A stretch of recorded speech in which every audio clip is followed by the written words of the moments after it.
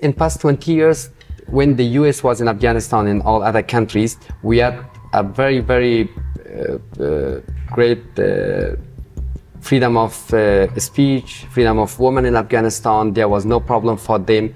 But it's also in the cities. Yes. Not in the villages. Because in the village, for example, I remember that when I asked one of my colleagues, tell me that how many Afghan girls they are going to school in this village. You know, he told me 0.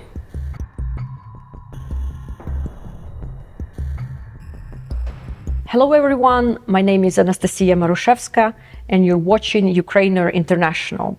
Today I'm talking with Shafi Karimi. He is an Afghan journalist in exile and a founder of Future Afghanistan. It's a media that specializes in exclusive reports and investigative journalism about Afghanistan. Welcome, Shafi. Thank you for having me. And I wanted to start by actually asking about your work at Future Afghanistan and in general your idea of uniting journalists in exile, and what was the hardest part of keeping this international community of journalists in exile together? Thank you. Actually, it was it was not easy at all, because when you are coming to a new city, like for example in Paris, and you didn't know anything about the culture of the country, even you didn't know about the journalists, those who are still active in this country and working as a journalist in the media channels.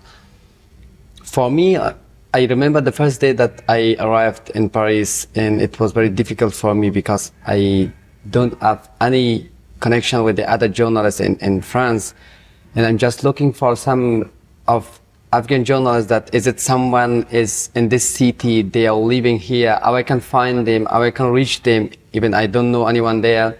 And after that, after around 6 months, I think about it that why I should not create a network of journalists, because it's not only about me, it's about my other colleagues also. I didn't know before that in 6 months the situation in Afghanistan will be changed, and a big number of journalists, they were forced to leave the country and come to France and the other European countries. But before that, I think about it that let's create this network, and I created this network. Then, you know, at the first time, it was a little bit difficult to talk with the international organization about it, that is it possible for you to fund this or support our network, that it's very important for us to have a network of Afghan journalists in exile. I don't know the other countries, for example, Ukraine, or maybe the other countries that they are based at the exile journalists in Paris, they have this kind of networks or not, but Afghans doesn't have before. So hopefully now a big number of Afghan journalists in all Europe, they are a part of this network, and we are connecting to each other. We are come together in a month, one times online meetings to talk about the challenges and also the opportunities for the journalists in all Europe cities. And now the Afghan journalists feel like they have like a home, that all journalists are under this home, and they can contact to each other, they can talk to each other, and they know about that what's going on in every cities in Europe. But at all, they connecting the journalists together and bring them all together, it's not easy, because there are lots of challenges in their lives, and every journalist have their own life and their own activity. Like for example, most of the journalists not working as a journalist anymore. I'm talking about Afghan journalists. So that's why some of them is agreed to come to be a part of this network, and some of them is not agreed to be a part of this network. But for me, I'm just happy because now we have like an address that a journalist come to here, and they can join us and they can share their stories. And we are in here, for example, if some journalists have some problems, we are trying to solve these problems through the other networks that we are in contact with them. Yeah, and you mentioned that you didn't know at that time that, you know, in half a year what's going to happen in Afghanistan. Can you tell your story? You left just before the withdrawal of US-led forces and before Taliban took over the country. What was the background of you leaving, and what made you make that decision at that time? Actually, to be honest, let me say that Afghanistan in past 20 years, the media freedom ranking, as RSF already published their own statistics, and also the other international organization about the freedom of media in Asian countries and also in Europe. And Afghanistan was very, very better than Pakistan, India, for example, Bangladesh. It's Nepal. when during the 20 years I'm talking about during the 20 years, and I remember one day that I was sitting, I was a producer for the news program and Tolo News TV channel. It's a very famous TV network in Afghanistan for covering the news.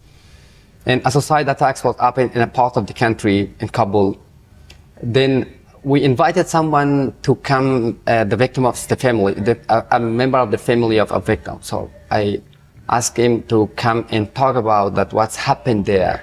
Because this guy was very angry and just come in front of the camera and start talking against the president of Afghanistan. Like lots of bad words. And I just asked my colleagues that stop broadcasting, because I don't know, maybe something has happened, and maybe the government asked us that who was the producer of this program, and I don't want to be arrested. So I just swore. I was very, very unhappy about it. And then my director told me that don't worry, maybe so let's wait. That what should the president of Afghanistan or maybe the office of media presidentially, they are announcing us something or ask us to come there and just explain what's happened there. You know what? At the end of the day, we received a call from the director of the media of presidential place, and so it was fast, yeah. They reacted fast, because, very fast, because you know the Tolo News is very famous TV channel. Very big. It was, it's very big, and now it's still active there. And they had lots of audience, including the government officials. They are watching always this TV channel.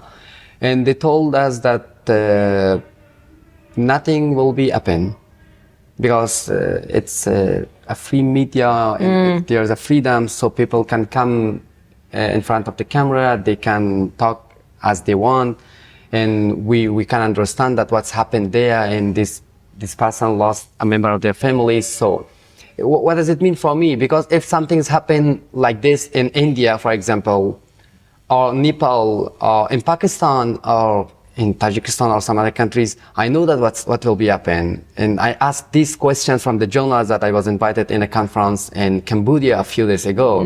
And I asked him that, tell me what will be happen. Then they told that, maybe we arrested or stop the broadcasting of the TV or something will be, but not in Afghanistan. But at the same time, if we have lots of freedom, there was not a problem. But the biggest problem for the journalists was the security situation in Afghanistan. Because lots of my colleagues, they were targeted by the Taliban on that time, by ISIS. And unfortunately, when I worked with the Ariana News for 4 years, during this journey working with Ariana News Television, I lost 3 of my colleagues. They are targeted by Taliban at that time. And then when I moved to Tolo News and working there, unfortunately, I lost 10 of my colleagues because the Taliban target a bus of the Tolo News and Tolo TV channel. And when I came to Radio Free Europe, I started working with them. It was my last office that I worked with them, and then I left Afghanistan. On that time also, unfortunately, in the suicide attack of the Taliban, near to our office, we lost 3 of our colleagues. So it means there was 2 things, like the one side, a freedom of speech, freedom of expression, free media in Afghanistan, but the other side, a very, very bad situation for the journalists because of the security.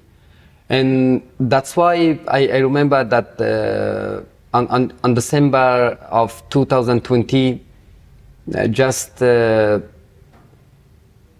10 days after my wedding ceremony, I received a call from National Director of Security of Afghanistan. It's called NDS, and a guy told me that we have a list because you made a documentary about ISIS in Achin Nangarhar. It's a province of Afghanistan that the Daesh is more active there. And so a number of the journalists were targeted by a group of ISIS, and you're also among of these journalists. So I thought with myself that it's okay that I'm working with an international radio in here, but it's more important to save my life and the life of my family. That's why I decided to call CPJ, Committee for Protected Journalists, and then I left the country. I came to Turkey, but I still live in Turkey for 3 months, and after that I came to Paris. But I didn't know about it that in 6 months everything will be changed in Afghanistan. Yeah. And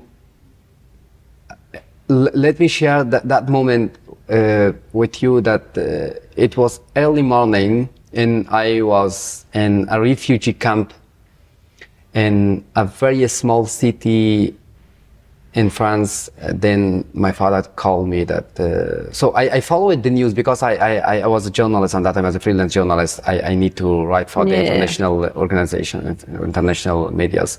But I didn't believe that the Taliban came to the power in the camp so fast. And at the early morning, I received a call from my father, and he told me that near to our place in Kabul, all the police are changing their clothes because they have their uniforms, and then they change it to to be like a local person. Civilians, Civilians, yeah. And I said, why? He told me that because the Taliban are in Kabul city, near to our apartment everywhere, and so they come back to the power. You know, I cried for 1 hour with my wife because I never believed that we lost everything. And at the other side, my sister called me and she's crying because like in 1 hour, everything is changed and everyone was very shocked that how it's possible and what we should do. Like, because on that day, the schools was open for the young girls, and my sister was also a student. And she ran back, come to the home, and my mother and everyone. When I checked the social media, oh my God, I always when I'm thinking about it, and I remember that days, it was a dark day in my life. And then my wife told me that, so now everything has changed, what we can do for our families, because I used to work as a journalist in Afghanistan for more than 12 years. And my wife's also, she is a presenter. Right now she's working with a TV channel as well, but she was a presenter for the TV for almost 8 years. Yeah. And so we are a little bit famous in our society, and everyone knows that, so these families belong to these two guys, and that's why.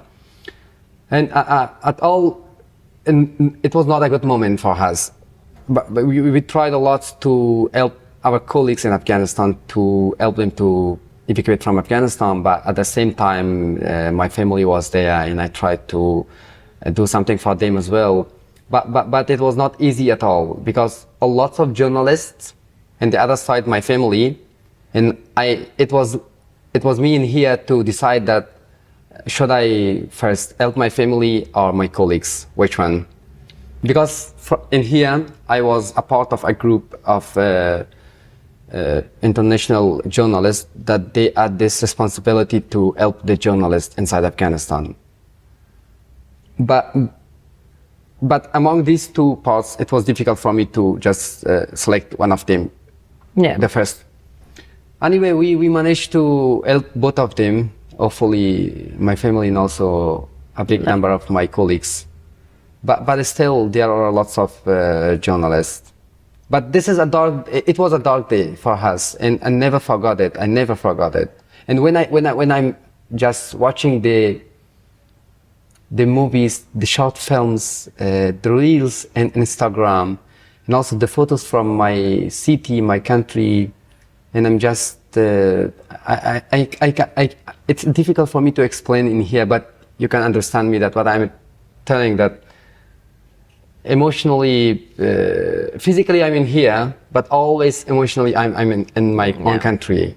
Like, I talked to a journalist from Myanmar, Swewin. He lives also in exile. And he told me that Myanmar junta, they also go after families.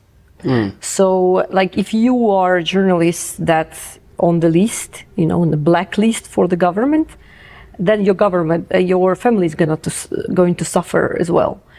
Is it similar what Taliban does? Actually, yes.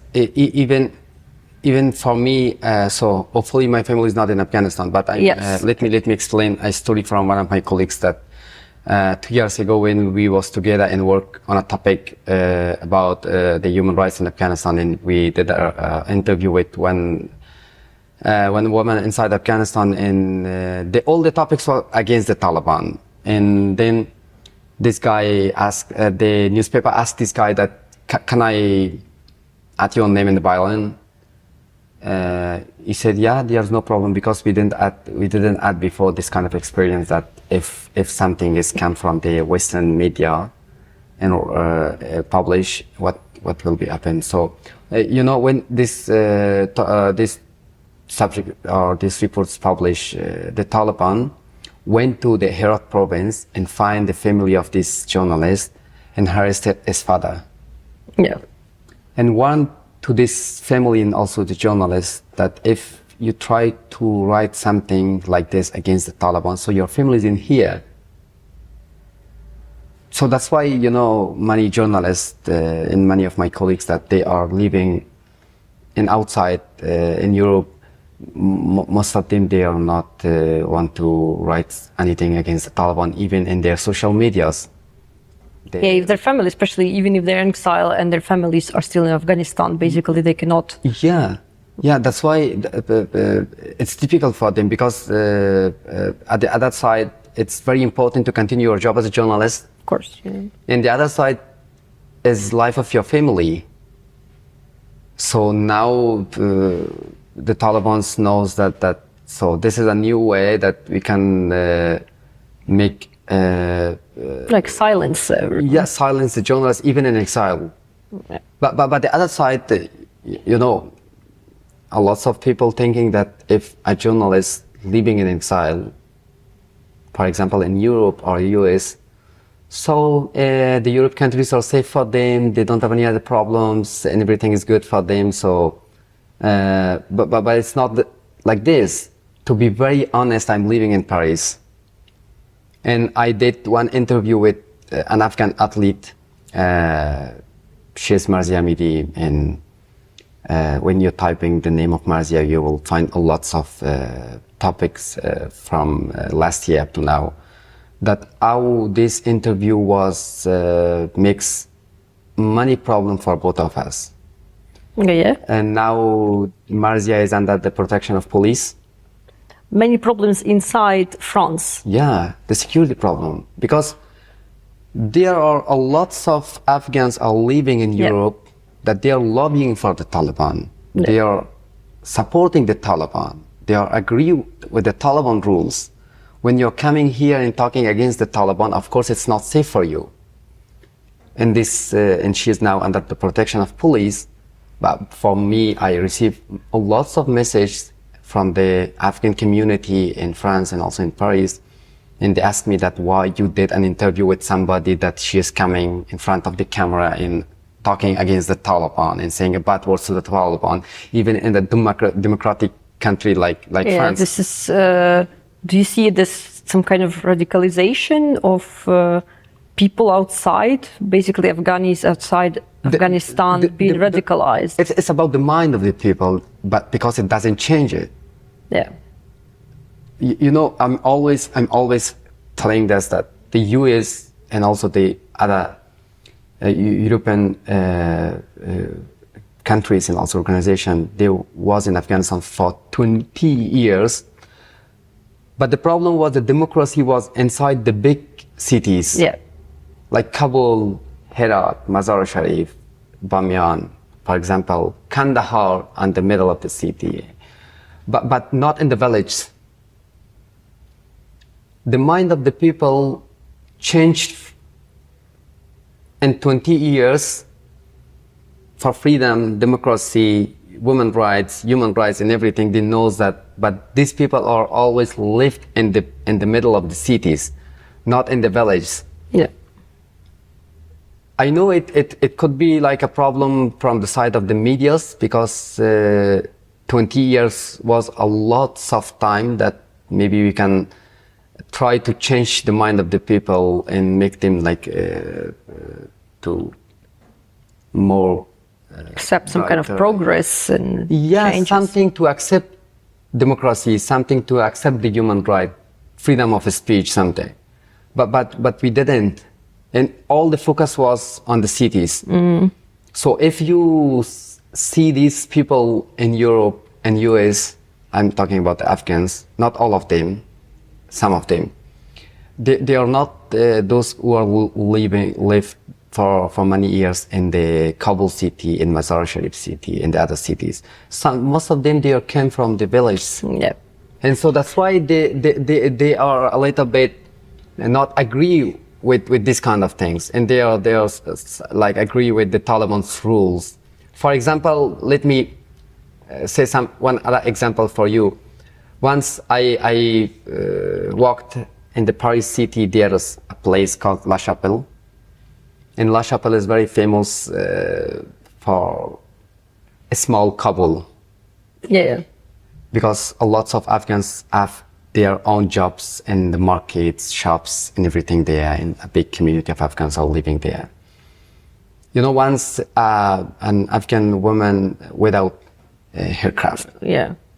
we call chadar in Afghanistan, she's walking in this street, and some of these people stop this girl and ask that, hey, why you don't have your haircraft? Yeah. Why you're coming in the street without it? But for me, as a journalist, it is something shocking because we are living in a democratic country that they are fighting for democracy for many, many years. Yeah. But now how it's possible that somebody has come here and they want to put the rules of the Taliban and they want to apply it for the Afghan woman in here. But in this situation, it is difficult for a journalist also to cover this kind of stories because I'm living there and I'm always crossing this road. And after, just imagine that. They still will. And you know, you mentioned also before when we were speaking about the safety of, for example, Pakistani journalists as well and Iranian journalists, and there are also many of them are in exile, and we hear stories of them being tracked by the regimes inside Europe somehow, you know, like that by the regime, by also Pakistanis leaving these countries or Iranians who are supporters of the regimes. So it's not safe for them, even though they're in exile, it's not safe for them to actually do their jobs. Yeah. Do you have, like, I think one of your focuses also is to understand this reality of journalists from like authoritarian regime in exile in Europe, but what do you see what Europe should do better somehow?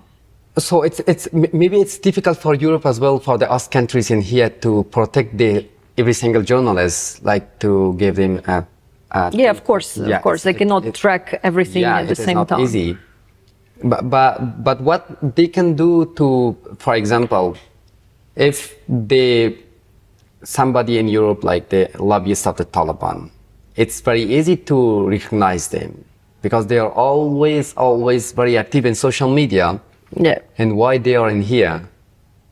But yeah, but you often hear it's like free speech, you know, and around free it. Speech, like I know supporting what's terrorism, free speech, you know. But when somebody's coming in a democratic country and supporting the tourist group, and it's not a free speech. Yeah. And I think, but here it's a discussion that you see, and I think one of the reasons why in the collective West the media is so polarized and people are so polarized is also this is one of the reasons, because someone believes that supporting terrorism is not okay. Yeah? For your political agenda, it's not okay to explain that Iran is great. It is not. But the situation in Iran and Afghanistan, it's a different. Yeah, of course. But we are not in the same situation. Yeah. We was not in the same situation. The fighting of Iranian people with their regimes and the Afghans with the Taliban, it's totally different. Yeah. Of course, they are fighting for the freedom. Yeah. We are also fighting for the freedom, but there are many other things that we are fighting for that. Yeah. Yeah, it is a very different context, but actually it's interesting, we talked of Afghanistan before about that kind of this Western presence was mostly in the cities, not in regions, in villages. What is not understood by the world about how Afghanistan works on political and societal levels? Because there is still, especially in the region, there is still this power of local leaders, I would say, of tribes that live there, and Taliban, they kind of managed to go around it, or become a part of it. Do you feel like this is something, these misunderstandings of the way Afghanistan functions on the level of villages was kind of not getting this was a big mistake by the West somehow? I think Western countries, they know Afghanistan much better. Yeah. Because they was there for more than 20 years. And I'm pretty sure that they know every village of Afghanistan, about the cultures, about the mind of the people, and about many other things. But something that, Afghanistan is a traditional country, they have their own traditional, everywhere, every cities, every village. And here I can't say that all the problem is because of the Western countries. No. Yeah, it's not. It's not. The most of them is from ours as well. The leaders of Afghanistan. Yeah. Now you can see an Afghan human rights defender. Because I'm talking about the corruption in Afghanistan, let me link these two things, because I need to link it. The human rights defender, the journalists, the women rights defenders that they are living in Europe right now, look at their lives. They're just looking for a job opportunity, looking to spend amounts or here in these countries with a small amount of salary. They have a very, very, very normal lives here. But look at the leaders of Afghanistan. They are in a very, very good situation, even out of Afghanistan. Yeah. Everything is good for them because of these corruptions that it was in Afghanistan. So what I'm saying that the Western countries helped Afghanistan for past 20 years. For example, USA spent a lots of money to Afghanistan. European Parliament, European Commissions, all other countries through their channels, they helped in past 20 years Afghanistan. But the problem is that the leaders and those who was in charge of this country in the past 20 years, they are not spending all this money to make, for example, a single announcement or something to be very. They're not. I would say they're not building some kind of institutions. They're not building institutions. Yes. Yeah. Great. Thank you.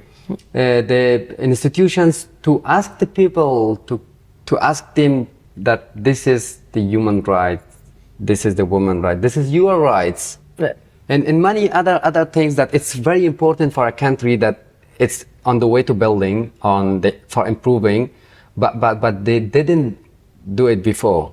Yeah. That's why now we are in this situation. And that's why now the people inside Afghanistan, not all of them, but a part of the people, they are supporting the Taliban. Why? Even they know that these are against the women's rights, against the human rights, against the many other rights that the human must be having. But a part of the country, they are supporting this Taliban and they are happy. So it's all comes from the past, not from the now. Yeah, but I think this is, there was a lot of discussions after the withdrawal about how everything fell so fast to Taliban. Even though there was army trained, there were politicians, but everything fell fast because of corruption, because of lack of institutions, because the West were looking for ways how to support people directly. There were like a lot of cash given like to communities and things, but it still didn't help to build institutions because you need someone, authority to kind of be interested in this. Yeah, a big part of this that now the Taliban's in the power, it's going to corruptions. Because, you know, for example, when I used to work on investigative reporting about the numbers of National Army of Afghanistan at that time, you know, no one gave you the real numbers. There was a big number of the police, the national armies, and the other defense part of the country. Yes, you cannot even understand what's there. Yeah, something was all like there was a numbers, but not the real numbers. This is the one part. I don't forget to say that if the Taliban is now in the power, it's because of US, because of the Doha Agreement. They are not in the power because they fought with the. No one fought because Afghan soldiers were set to stand down. I remember that day that I received a lot of videos. The Afghan soldiers they was not happy and they was stand there and they asked many times that we are ready to fight with the Taliban, but there was an agreement there in Doha. So that's why now they are in the power. But if we divide it into two parts, the biggest part is belong to these leaders of Afghanistan because they were all corrupted. And the other part is belong to Doha Agreement. And they did not mobilize somehow even though like soldiers were told not to fight, but because there was no leadership. There was no leadership because the Afghan president left the country before all other people. Yeah. Let me just say this as well, because when the Russia attacked on Ukraine, and the president of Ukraine, Zelensky, he is a stand in Ukraine. Yeah. But in Afghanistan, everyone just think about it that, oh, maybe Zelensky will leave the country like President Ashraf Ghani, but it was not like that. And I remember that when I saw that video that Zelensky they were standing and we need like such a kind of president in our country to stand with the people and to order to fight with the Taliban, because we had a lots of numbers of the people that they on that time they send a message and posting the social media posts and everything that okay, if someone is come and stand in front of the Taliban, we will be with them. I mean that the people on that time they was able to fight with the Taliban. Yeah. But because the president left Afghanistan and no one was there, the leadership was not there, so that's why the Taliban. Yeah, because it's a strong symbolic gesture that you're not left alone. And I think it really mobilizes people when they see that there is leadership who is not afraid and who is ready to fight somehow. And I think in Ukraine, in many ways, it was like this symbol of government staying and people and government together. And I think this is, was very strong, like motivation for it Ukraine. Is, but what we needed the same things that if President of Afghanistan stand with the people and not leave the country, then I'm sure that the situation will be not like this right now. Even for the Kabul, I'm not talking about the other provinces because like at least Kabul. But now the Taliban's and everywhere, and they have the own control of the country. If maybe some of the leaders of Afghanistan will see this video anywhere, but I'm just to be very honest and clearly, I'm talking with them that the people are not accept them anymore. Yeah. For example, when you're posting a small text or report about these leaders, then you can see the reaction of the people. That's why the people are right now, a number of these people supporting the Taliban. This is all because of them. Yeah, it's like it creates this disappointment and anger, and it can be very destructive. But, you know, for me, well, I talked to many people who were stationed in Afghanistan and who worked there for many years, and for many of them, it was a huge blow when the Western forces withdrew, and I think for many it was in a lot of ways because of women's rights. Yeah. And you know, when I also don't tend to blame the West for, you know, everything.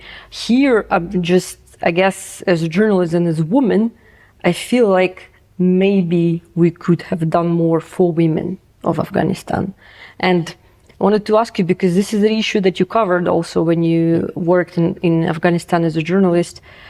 What can you say about women's rights during these 20 years of Western presence and after Taliban took over again? So in the past 20 years, let me first start with the media channels in Afghanistan. That in the media that I work with them, a big number of the Afghan girls, they will work with us in this media as a presenter of the TV, the news, as a producer. In every section, we had a big number of them, and also in the government office, and everywhere it was like a 50-50, or in somewhere it is more than 50. We had a ministry by the name of Ministry of Women, but now it's changed to the Ministry of... but at the first they changed this ministry to their own. But this ministry right now, they have these rules to stop people and ask that, tell me about Islam and why you're dressing this kind of clothes. Yeah. And many other things that it's a very, very personal things, but this ministries right now have these rules to ask from the people. But yeah, back to the main point. For example, in our defense ministry and Ministry of Interior, we have a lots of women soldiers. They was work together with the Afghan men soldiers. Of course, in many other parts, the women had these rights before to come and talk about their rights in Afghanistan. We had women sports in a sports section. Women judges and lawyers. So it means in past 20 years, when the US was in Afghanistan and all other countries, we had a very, very great freedom of speech, freedom of women in Afghanistan. There was no problem for them. But it's also in the cities. Yes. Not in the villages.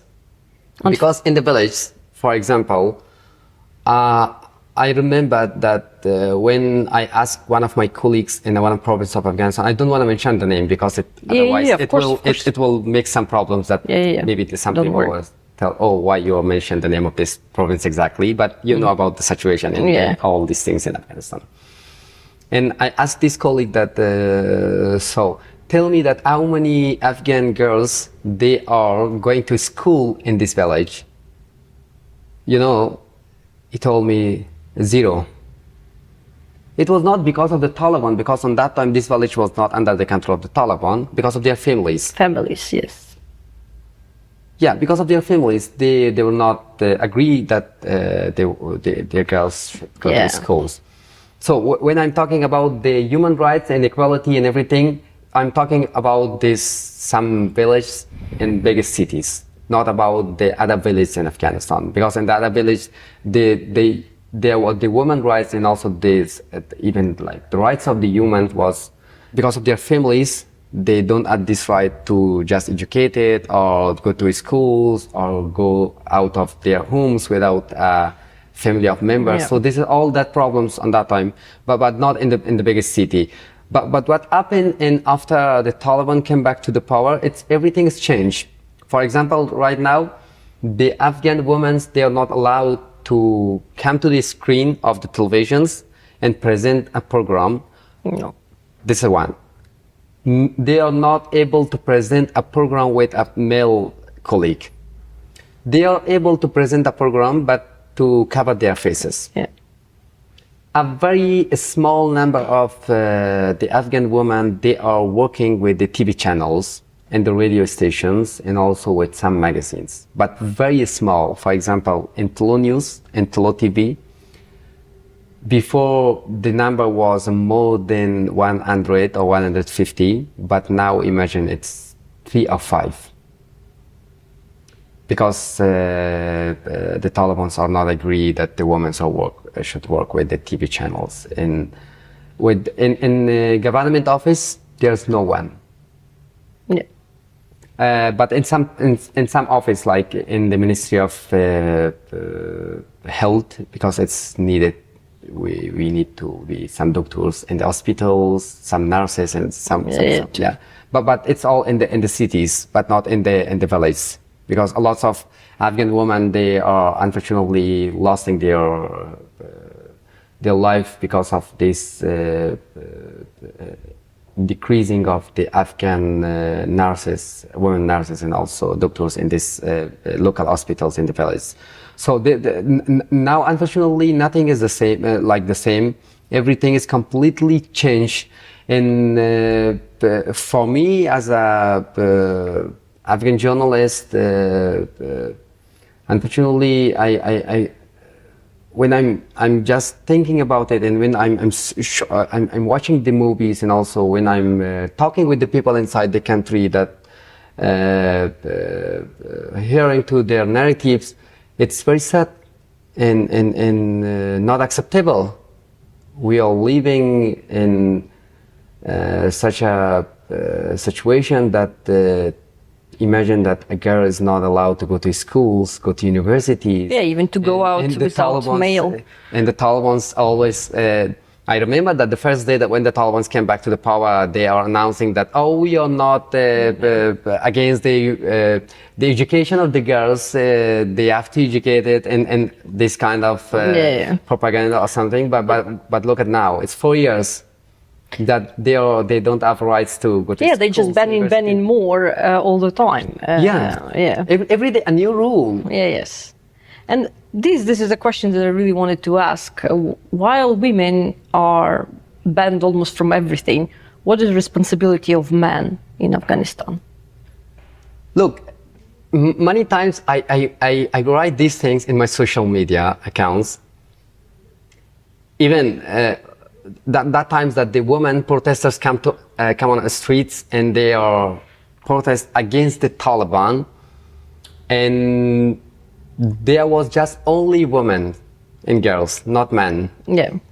And I wrote in my social media that, so the men of Afghanistan, why you're not get outside of your apartments and your homes, not come and stand with the women on the streets. But what they are telling that, so it's easier for yours to raise your voice because you're outside, but the situation is not like outside inside the country. Well, but women went out. So this is my question, that the women, they come on the streets and they are stand in front of the Taliban, even the Taliban with the weapons and everything, but they doesn't have anything, but just they're raising their voices. But why not yours? You know, in some cases, because it's we are coming back to the mind of the people, that as I explained before, that a big number of the Afghan family, mostly the men of the families, they all agree with some rules of the Taliban. For example, mostly about the women's rights. And for me, I'm sorry to say that, but it's not the right way that the men in Afghanistan, that they are continue just still watching that what's happened. And I just want to say for them that just think about your daughters. Yeah. that it's 4 years that they are not allowed to go to schools. But at the same time, it's all came about the unfortunately the electricity and also some other problems that it's still in Afghanistan. And the other thing is that some of the people were thinking that mostly the men that, oh, these women, they are come on the streets and they are doing the protest against the Taliban. They are supported by the foreign countries in the Westerns and the international NGOs. Yeah. But it's not right. This is actually interesting because this is the kind of the narrative that I think was sold also, and you can hear it repeated in the West also, about the fact that women's rights is a Western construct, that it is not natural to Afghanistan. And I think this is what the Taliban is also saying in their propaganda, that, women's rights is brought on us, that we need to build like our own. And you can see that many, especially far left, like even in France, like France Insoumise or someone like this is something that they can say, well, Afghanistan, they have their own, we should not impose women's rights on them, Do you agree with this? Do you agree that it's not natural to Afghanistan? What is the difference between human rights and women's rights in Afghanistan and Europe? I don't know, but this is the narrative that is so persistent. I don't think that there should be a difference between the Europe women's rights in Afghanistan, because a woman is a human. Yeah, of course. Yeah, but in Europe also women need to educate. In Afghanistan also the women and girls are looking to go to schools and universities. In Europe also the women are looking to find new opportunities. In Afghanistan also it is the same. Yeah. And the Europe also women come on the streets and they're fighting for their rights. And this is the rights of Afghan women as well, to come on the streets and stand in front of the Taliban. I don't think that it's something difference between it's something imposed. Yeah, yeah, exactly. But the narratives that why some people thinking about it, actually, I don't know, and it could be a little bit difficult for me to explain that. But to come back on the main point. It's all about that the Taliban propaganda and the Taliban lobbyists and those who are supporting the Taliban, they mix these narratives and out of Afghanistan, that the women's, those who are still fighting against the Taliban, they are all because agents of the West, yeah. Yeah, but it's not true. It's just like something a propaganda of the Taliban and also their lobbyists in here. But I'm proud of these women that they are still in Afghanistan and stand against the Taliban. They're raising their voices. And just imagine that a woman, because of their own right, stand and fight with the Taliban and spend 6 months or 4 months in prison of the Taliban. Yeah. No one wants this. No one wants this to be in prison, but they need it, because in this situation, if everyone should be silenced, and what imagine that what should happen? No, this is resistance. Yeah, this is resistance. Yeah, this is something that I guess gives hope for many others also.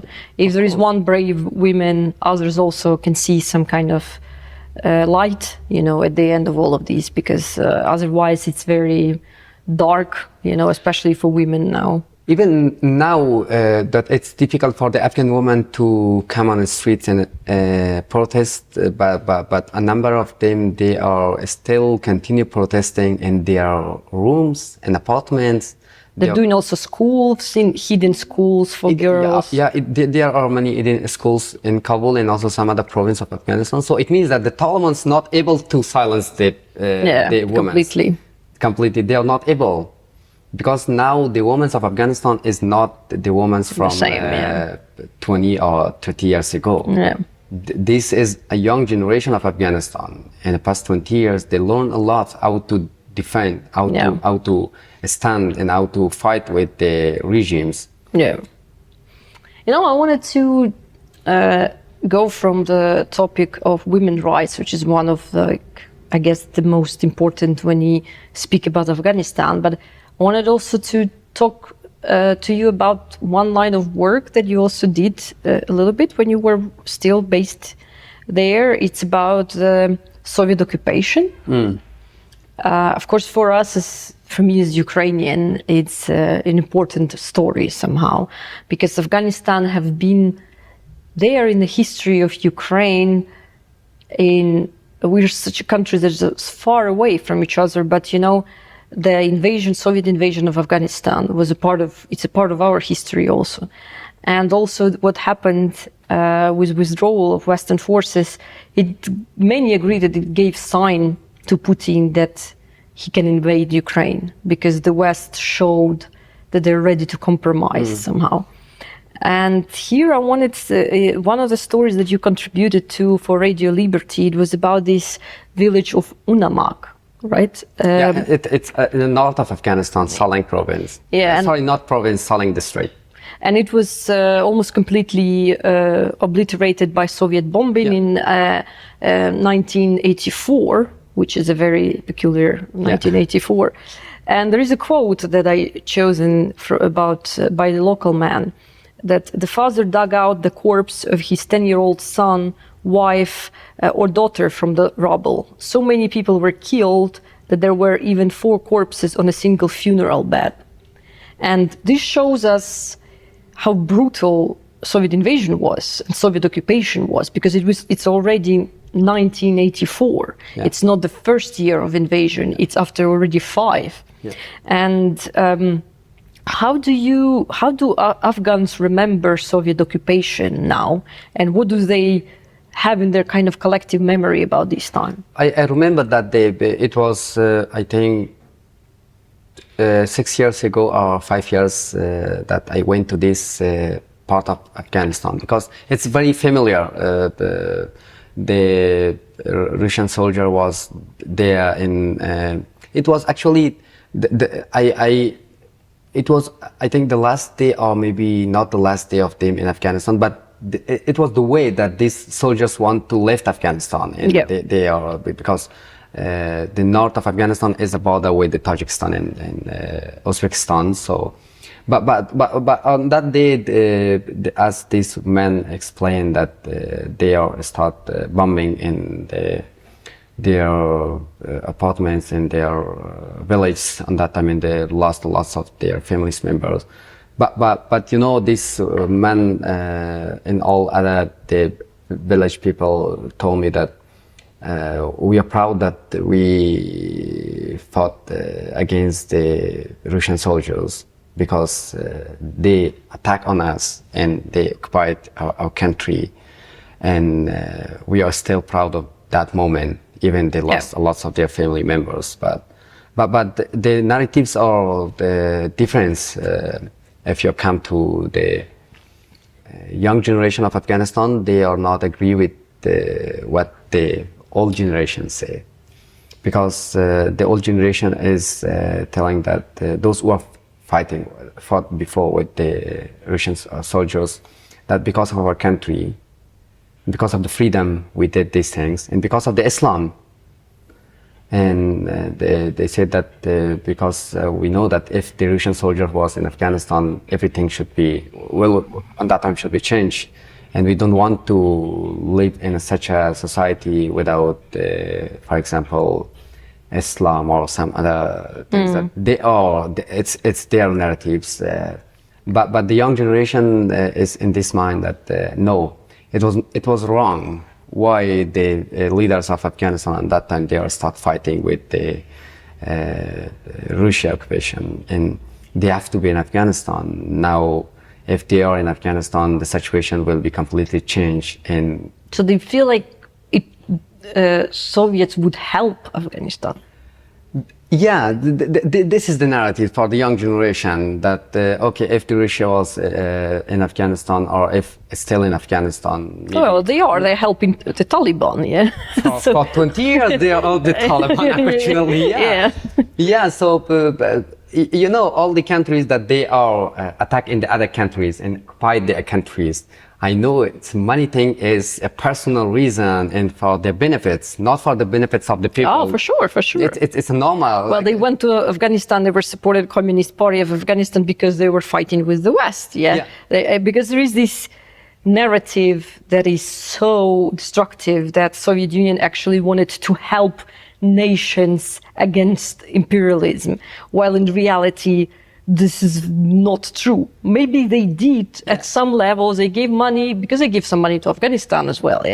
But this was not because of their morality or their desire, to do good things. I want to say that so if this young generation think like this, that why they're not thinking about it, that if the Russia, like exactly, they have this decision to help Afghanistan, there's a lots of way to help a country, not like occupy the country. It's not and oppress people. It's not about helping a country, but let's not forget that in the past 20 years, Russia was the country among all other countries like Iran and Pakistan that they helped the Taliban, not only financially with all other things like the weapons.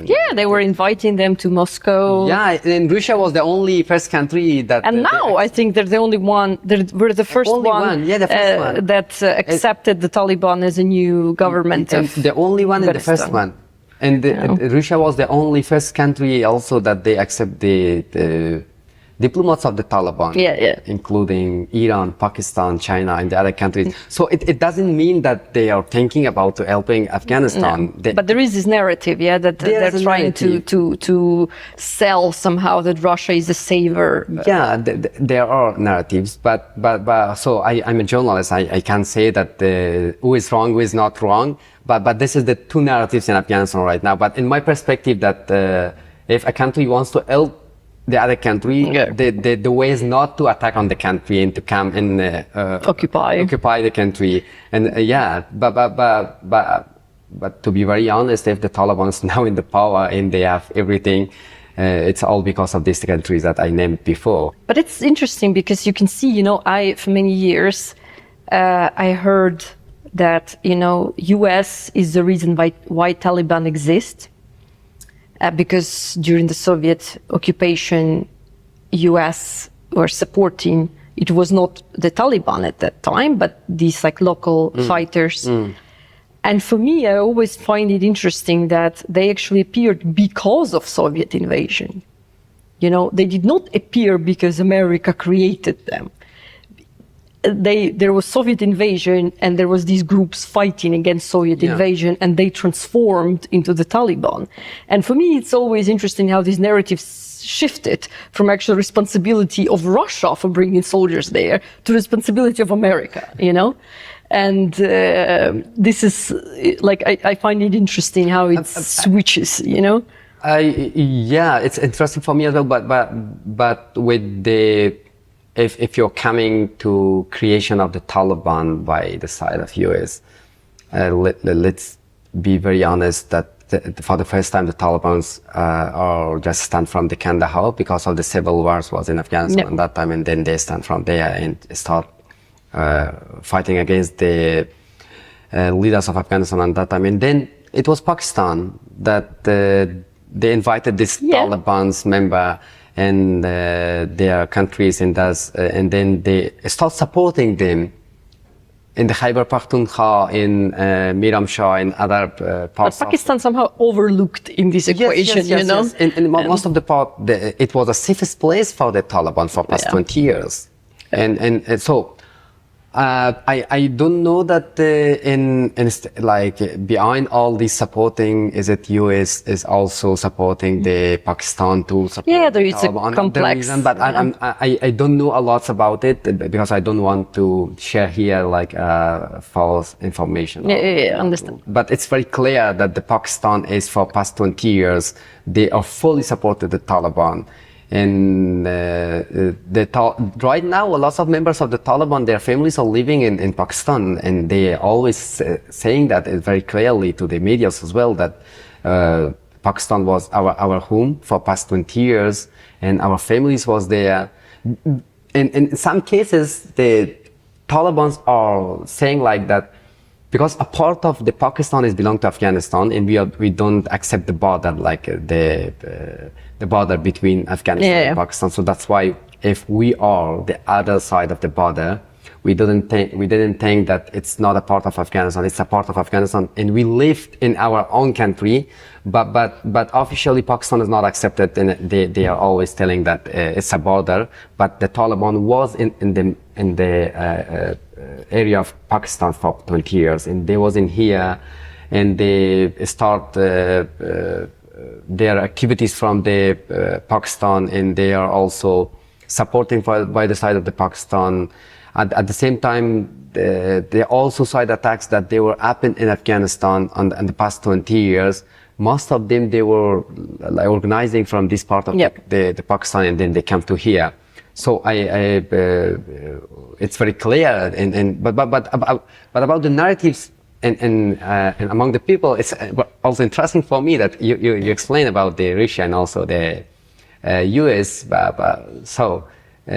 It's always a narrative between the people. For example, when I explain about the whole generation and young generation about their perspective about the Russian soldiers, it's the same like Russia and US.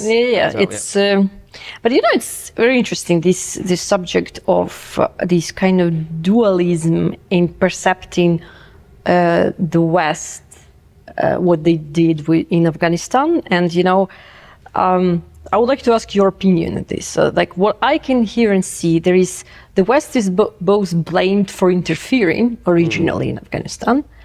I don't know when originally goes back to imperialism, war in the 80s or 2001, I don't know. But they're blamed for interfering, but they're also blamed for withdrawing. What is your perception of this dynamic, Actually, I'm not agree with both of them. Like with not coming of the US and also these soldiers to Afghanistan, because a country when it's will be improving or building the country, the people can build the country, not the other people from the other countries. Yeah, for sure. Yeah. So that's why many people in Afghanistan, including me, I'm not agree with this that the US is spending a lots of money to Afghanistan, but without doing something for the people, but only with the leaders or some other people in Afghanistan, but not with the people of Afghanistan, because the people need something to build themselves and improve their own countries. But the other things that everything in Afghanistan in the past 20 years was under the control of the US.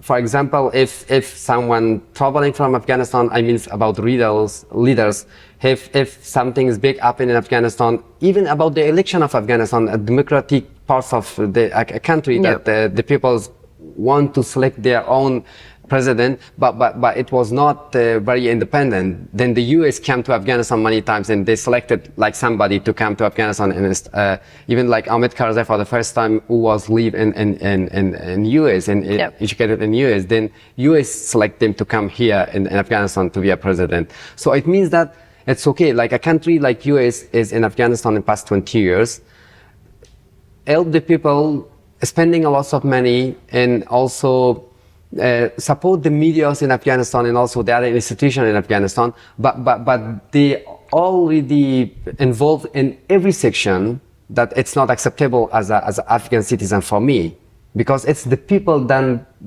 the rules of the people to be involved in everything, not the other country, and for now, so. Also, they are involved in all situations of Afghanistan. Even they are coming to Afghanistan, they are meeting with the Taliban leaders, they are going back. But what happened? And they, at the end of the day, for example, in 15 days or more than 15 days, they left Afghanistan without any tension about the people, without any care about the people, without anything. They just left Afghanistan, and now this is the people without anything, because in the past 20 years, it was not the people to make the decision for themselves. So that's why the people are always blaming the US, that why you're coming. And if you're coming to our countries, then why you left? Do you feel like the withdrawal could have happened differently? Because I think the fact that they decided to end the presence is understandable, but could have it been done better, slowly, by giving power and, you know, transitioning it slow and slow, so it actually makes sense? Do you think if we just, you know, imagine now, you think it could work better? So I remember the interviews of Ashraf Ghani, former president of Afghanistan, 6 months before the withdrawal of the U.S. Soldiers in Afghanistan, and this president told to I think it was with CNN, if I'm not wrong, that the Afghan soldiers, they are able to keep the country, and we don't need for the U.S. soldiers to be in our country. To be there.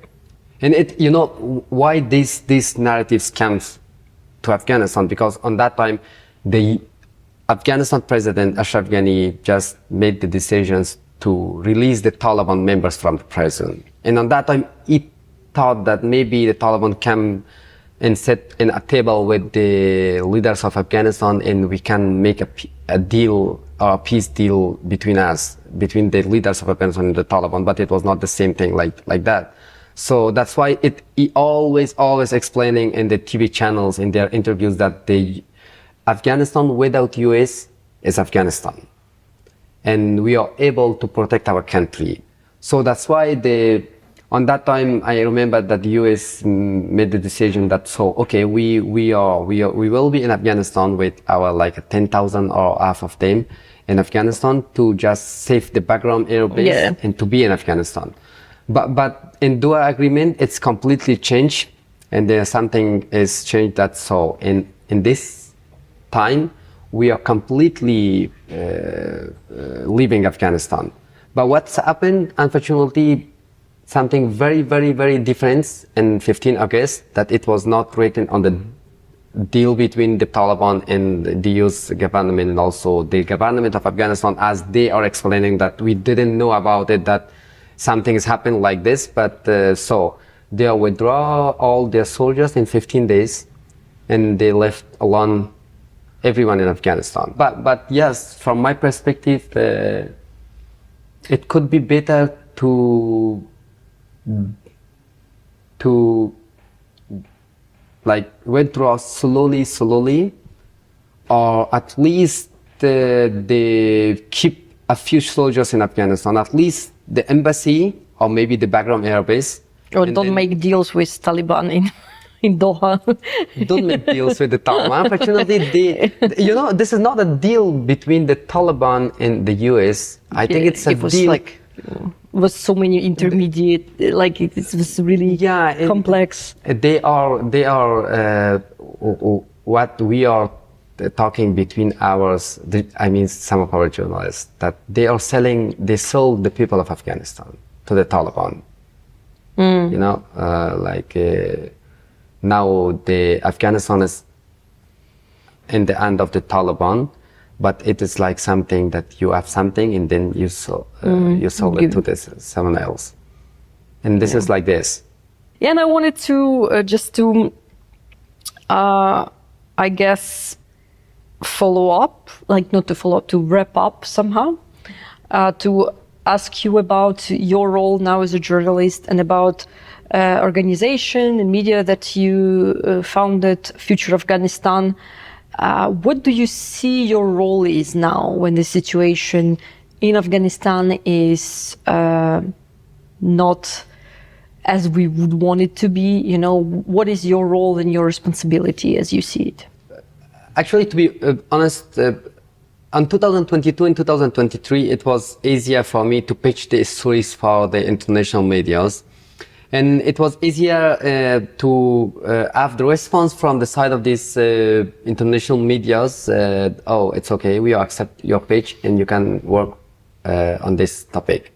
But the situation is completely changed when started the war between the Ukraine and Russia, that attack in Ukraine, and also after the Gaza in Israel. So Afghanistan was not in the byline, not in the headline anymore. And when I pitched the stories for the international medias, and they told me that, oh, there is nothing changed in Afghanistan. So if there are some updates, we can go ahead and they want something flashy stuff yes, to not happen, something you know? flashes. Yeah. Because like the focus was about the war in Ukraine and also in Gaza. So it's understandable.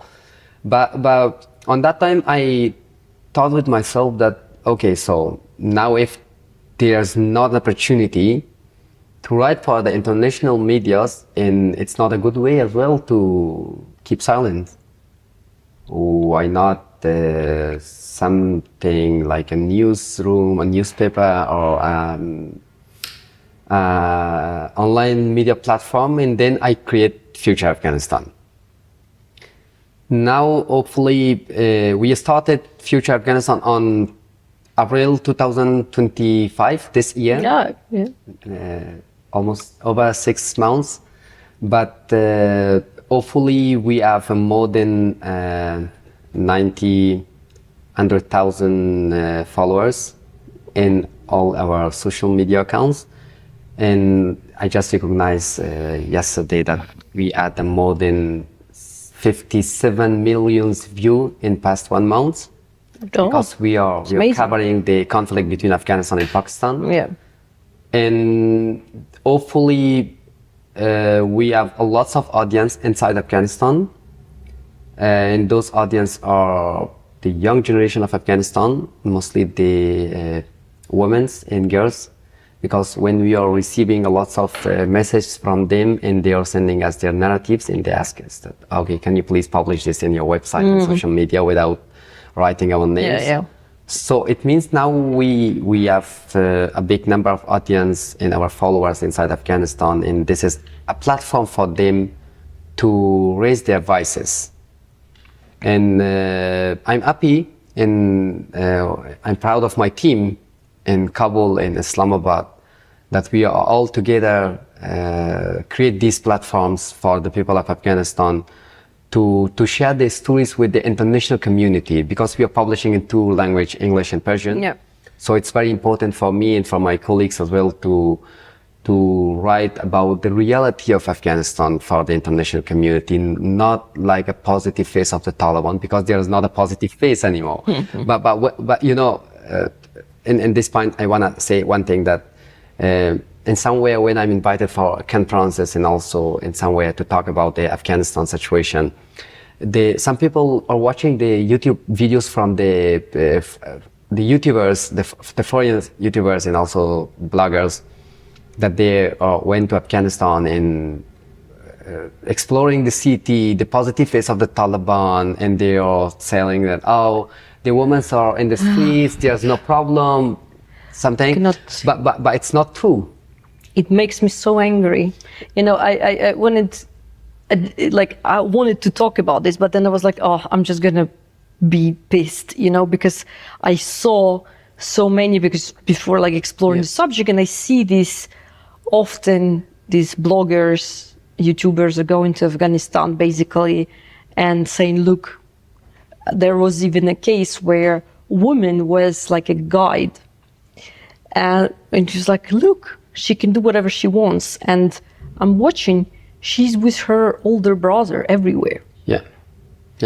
And I was like, first of all, this. Secondly, well, of course, if she got a chance somehow to get out and to do something, you know, but she's with her brother all the time. What are you talking that she's free, you know? No, it's not possible for the Afghan woman to walk on the street. And it's just like absolutely crazy. And people are so oblivious to this. And what is your reaction to these bloggers? That's why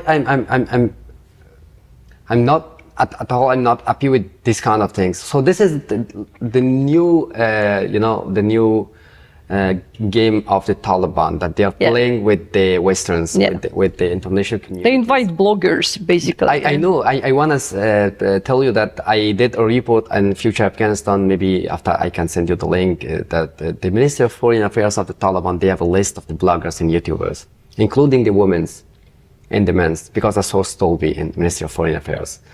And they are calling them, sending an email for these bloggers and YouTubers and request them to come to Afghanistan. They are paying their flight tickets, Yeah, of course. accommodation, the bodyguards, and also provide all necessary things to explore all Afghanistan.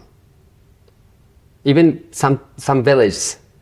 And the main point is to show the positive face of them for the Western and also. Yeah, basically create propaganda about It's how a great everything is propaganda. amazing. Yeah. Yeah, and look, now in here, even as I said before, that when I'm going to these conferences and the events, someone told me that, hey, we watched a video in YouTube. Wow, the city is very clean and the Taliban's made everything good and there's a construction. All the women was allowed to, but it's not true. Well, Russia's doing similar, you know. I think this is like they're going from the same playbook because they will invite people. Oh, look how great this and clean the supermarket is, and you're like, what are you talking about? You know, this is. Yeah, it's like a propaganda, and it's not the positive, and it's not a reality of Afghanistan. For sure. But what is our responsibility as a founder of Future Afghanistan and as a journalist in here, to just ignore these things and to show for the Western and also for the other people that they want to know about Afghanistan, that this is the reality. What is the Taliban's doing in Afghanistan? It's not something that you are watching on the YouTube channels. It is here because the media inside Afghanistan, they are also not able to publish everything freely without censorship because, of course, for them there are lots of rules there, and without the permission of the Taliban, they are not allowed to even publish a single report on their website and also the TV channels. So that's why from outside, it's easier for us to cover these stories. Not easier to cover these stories because we have some problems, including lack of sources, lack for of sure. But still, But still, with all these challenges, there's still you can talk about it. Talk about it and continue working as a journalist and to write about the people inside the country. But this is very good that we have now a big number of the audience that they are coming to us and wants from us to write about them. And this is something because they believe on the exile medias, that we are in here not writing something to support the Taliban. Yeah. Yeah, but sometimes we need to make a balance with our reports because it's a part of our job to always make this balance. But with the Taliban, there's no balance when you're seeing everything that what's going on. You tell the truth, you know, like you cannot just balance for balancing. Yeah, you need to understand, you know, who you're dealing with. Yeah. And the other things that to come on the Future Afghanistan, I'm very happy that now I support a number of the journalists, those who are still in Islamabad, in Tehran, and looking for a new opportunity, and those who are still in Kabul, in Afghanistan, and they wants to continue their work as a journalist. I'm very happy that this platform is now supporting a part of their lives. Yeah, of course. Yeah, and we need like I will be happy if the other journalists in exile they also come together and make such a platforms to just create a platform for the people to raise their voices. I think it will be very better if you are bigger and bigger. Thank you so much. Thank you so much. I'm very happy. We have also one little present. Oh, thank you so much. We have with Ukrainer we have a publishing house, our own, and this is Ukrainian journalist and soldier Yevhen Lir. He wrote this book. It's about the destruction of Kakhovka Dam. If you heard about it, this is the terrorist attack that Russians did, and now the whole region is without proper water and things like this. But it's written in a very peculiar manner. It's in like a narrative, non-fiction, when there is his experience through the character, but all stories are true, but it made in this narrative manner that is kind of easy to read, and he introduces to different people in that region. So yeah, that's great. Thank you so much, and I will read it. Thank you so much, and thank you for this interview. Thank you for giving me this opportunity. This conversation was recorded in the office of the International Press Institute in Vienna, who kindly provided us venue for our project. Thank you everyone for watching, and please subscribe and follow Ukrainier in English on different social media.